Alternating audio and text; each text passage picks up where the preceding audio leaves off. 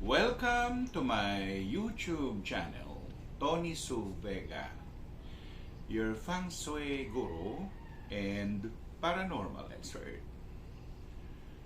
Today is Thursday, November 14, 2024, and it is the day of the horse.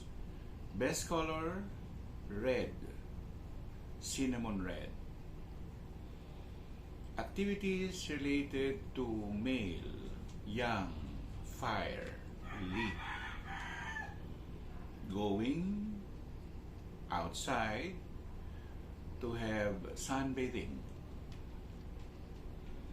Going to the kitchen and cook. Being in a group of men in a gym. Sweating out, perspiring.